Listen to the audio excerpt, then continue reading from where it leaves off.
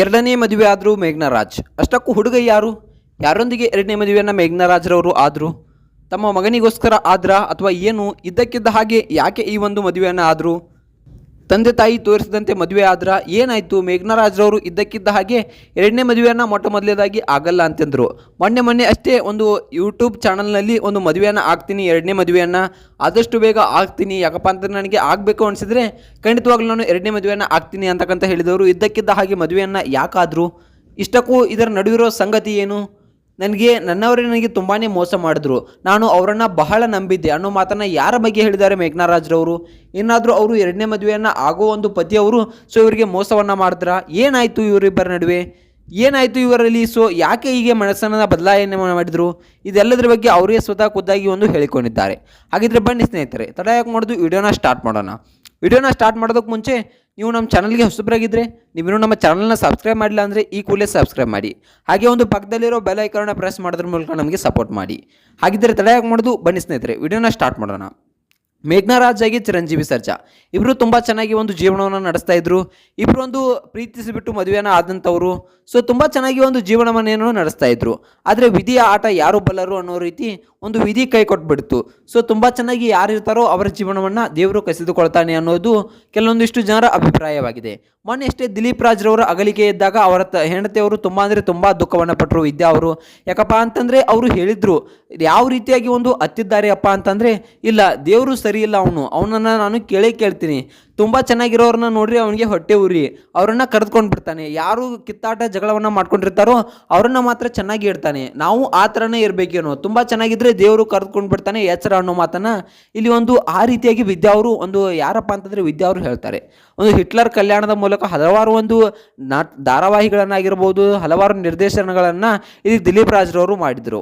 So ಅಂತಹ ಒಂದು ಆಟಗಳನ್ನ ನೋಡಬೇಕಪ್ಪ ಅಂತಂದರೆ ತುಂಬ ಅಂದರೆ ತುಂಬಾ ಕಷ್ಟ ಅನಿಸುತ್ತೆ. ಯಾಕಪ್ಪ ಅಂತಂದರೆ ತುಂಬ ಚೆನ್ನಾಗಿದ್ದವರು ಒಂದು ಮರಣ ಹೊಂದಿದಾಗ ತುಂಬಾ ದುಃಖವಾಗುತ್ತೆ. ಯಾಕಪ್ಪ ಅಂದರೆ ತುಂಬ ಹಚ್ಕೊಂಡು ಬಿಟ್ಟಿದ್ದಾರೆ, ಗಂಡ ಹೆಂಡತಿ ಆಗಿರ್ಬೋದು, ತುಂಬ ಅಂದರೆ ತುಂಬ ಹಚ್ಕೊಂಡು ಬಿಟ್ಟಿರ್ತಾರೆ. ಈಗ ಅಶ್ವಿನಿ ಪುನೀತ್ ರಾಜ್ಕುಮಾರ್ ಆಗಿರ್ಬೋದು, ಇವರು ಕೂಡ ತುಂಬ ಹಚ್ಕೊಂಡಿದ್ರು. ಆದರೆ ವಿದ್ಯಾ ಆಟ ಯಾರು ಬಲ್ಲರು? ಸೊ ಅವರನ್ನು ಕರೆದುಕೊಂಡ್ಬಿಟ್ರು. ಸ್ಪಂದನಾ ವಿಜಯ ರಾಘವೇಂದ್ರ ಆಗಿರ್ಬೋದು, ಸ್ಪಂದನಾ ಅವರನ್ನು ಯಾವ ರೀತಿಯಾಗಿ ಒಂದು ಪ್ರೀತಿಯನ್ನು ಮಾಡ್ತಿದ್ದಾರೆಪ್ಪ ಅಂತಂದರೆ ಅವರು ಈಗಲೂ ಕೂಡ ಅವ್ರ ಜೊತೆಯಲ್ಲೇ ಇದ್ದಾರೆ ಅನ್ನೋ ರೀತಿಯಲ್ಲಿ ಪ್ರೀತಿಯನ್ನು ಮಾಡ್ತಿದ್ದಾರೆ. ಸೊ ಅಂತಹ ಪ್ರೀತಿ ಒಂದು ಲಾಯಲಿಟಿಗೆ ಒಂದು ವಿಜಯ ರಾಘವೇಂದ್ರ ಅವರಿಗೆ ಒಂದು ಸಲ್ಯೂಟನ್ನು ಹೇಳಲೇಬೇಕು. ವಿಜಯ ರಾಘವೇಂದ್ರ ಅಂದರೆ ಒಂದು ಲಾಯಲಿಟಿಗೆ ಇನ್ನೊಂದು ಹೆಸರೇ ವಿಜಯ ರಾಘವೇಂದ್ರ ಅಂತಕ್ಕಂಥದ್ದನ್ನು ನಾವು ಇಲ್ಲಿ ಹೇಳ್ಬೋದು.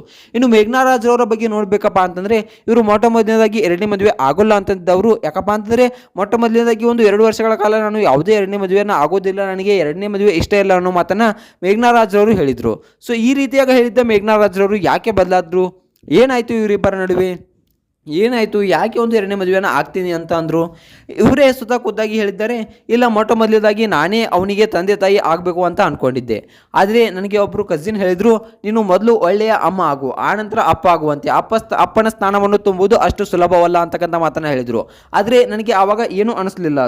ಅದಾದ ನಂತರ ನಾನು ಅವನಿಗೆ ತುಂಬಾ ಕ್ಲೋಸ್ ಆಗಿದ್ರು ಕೂಡ ಅಪ್ಪನ ಸ್ಥಾನವನ್ನು ನನಗೆ ತುಂಬೋಕೆ ಆಗಲಿಲ್ಲ. ಯಾಕಪ್ಪ ಅಂತಂದರೆ ಅವನು ಗಂಡು ಮಗು, ಅವನಿಗೆ ತನ್ನದೇ ಆದ ಒಂದು ಪರ್ಸನಲ್ಸ್ಗಳನ್ನು ಹೇಳ್ಕೊಳ್ಳೋಕ್ಕಾದ್ರೂ ಅವನಿಗೆ ಒಬ್ಬ ತಂದೆ ಬೇಕು, ಅದಕ್ಕಾಗಾದರೂ ಒಬ್ಬ ತಂದೆ ಬೇಕು ಅನ್ನೋ ಮಾತನ್ನು ಇಲ್ಲಿ ಹೇಳಿದ್ದಾರೆ. ಸೊ ನಾನು ನನಗೋಸ್ಕರ ಅಲ್ಲದೆ ಹೋದರೂ ಅವನಿಗೋಸ್ಕರ ಇನ್ನೊಂದು ಮದುವೆನ ಆಗಲೇಬೇಕು. ಯಾಕಪ್ಪ ಅಂತಂದರೆ ನಮಗೆ ಕಷ್ಟದಲ್ಲಿರುವಾಗ ಕಷ್ಟದಲ್ಲಿದ್ದೀಯಾ, ನನಗೆ ಹೆಲ್ಪ್ ಮಾಡೋಣ ಅಂತ ಕೂಡ ಯಾರೂ ಇಲ್ಲ, ನೀನು ಬೇಜಾರಾಗಿದೆಯಾ, ಒಂದಿಟ್ಟು ಹೊರಗಡೆ ಹೋಗಿ ಬರೋಣ ಅನ್ನೋದಕ್ಕಾದರೂ ಯಾರು ಇಲ್ಲ. ಸೊ ಈ ರೀತಿಯಾಗಿ ಇರೋದು ನನಗೆ ತುಂಬಾ ಕಷ್ಟ ಆಗ್ತಿದೆ. ಖಂಡಿತವಾಗ್ಲೂ ನಾನು ಎರಡನೇ ಮದುವೆ ಆಗೋದ್ರಲ್ಲಿ ಯಾವುದೇ ತಪ್ಪಿಲ್ಲ, ಎರಡನೇ ಮದುವೆನ ಆಗ್ತೀನಿ ಅನ್ನೋ ಮಾತನ್ನು ಇಲ್ಲಿ ಮೇಘ್ನಾ ರಾಜ್ರವರು ಹೇಳಿದರು. ಸೊ ಇನ್ನು ನೋಡಬೇಕಪ್ಪ ಅಂತಂದರೆ ಗಂಡು ಯಾರು, ಎರಡನೇ ಮದುವೆನ ಆಗಿದ್ದಾರಾ, ಇದ್ರ ಬಗ್ಗೆ ಏನು ಸ್ವಲ್ಪ ಮಾಹಿತಿ ನೋಡಬೇಕಪ್ಪ ಅಂತಂದರೆ ಖಂಡಿತವಾಗ್ಲೂ ಸ್ನೇಹಿತರೆ ಮೇಘ್ನಾ ರಾಜ್ರವರು ಇನ್ನೇನು ಸದ್ಯ ಕೆಲವೇ ದಿನಗಳಲ್ಲಿ ಎರಡನೇ ಮದುವೆಯನ್ನು ಆಗಲಿದ್ದಾರೆ ಅಂತಕ್ಕಂಥ ಸುದ್ದಿಗಳು ಬರ್ತಾ ಇವೆ. ಆದಷ್ಟು ಬೇಗ ಗಂಡು ಯಾರು ಅಂತಕ್ಕಂಥದ್ದನ್ನು ಅಪ್ಡೇಟ್ ನಾನು ನಿಮಗೆ ಕೊಡ್ತೀನಿ. ಅಪ್ಡೇಟನ್ನು ಕೊಟ್ಟ ತಕ್ಷಣ ಸೊ ಒಂದು ನಮ್ಮ ಚಾನಲ್ನ ನೀವು ಇನ್ನೂ ಸಬ್ಸ್ಕ್ರೈಬ್ ಮಾಡಿಲ್ಲ ಅಂದರೆ ಸಬ್ಸ್ಕ್ರೈಬ್ ಮಾಡಿ. ಹಾಗೆ ಈ ಒಂದು ಜೋಡಿ ಬಗ್ಗೆ ನಿಮ್ಗೆ ಏನಿಸುತ್ತೆ, ಇವರಿಬ್ಬರು ಮದುವೆ ಆಗಬೇಕಾ ಅಥವಾ ಆಗಬಾರ್ದಾ? ಸೊ ಮೇಘ್ನಾ ರಾಜ್ರವರು ಮದುವೆ ಆಗಬೇಕಾ ಅಥವಾ ಆಗಬಾರ್ದಾ ಅನ್ನೋದನ್ನ ಕಮೆಂಟ್ ಮಾಡಿ.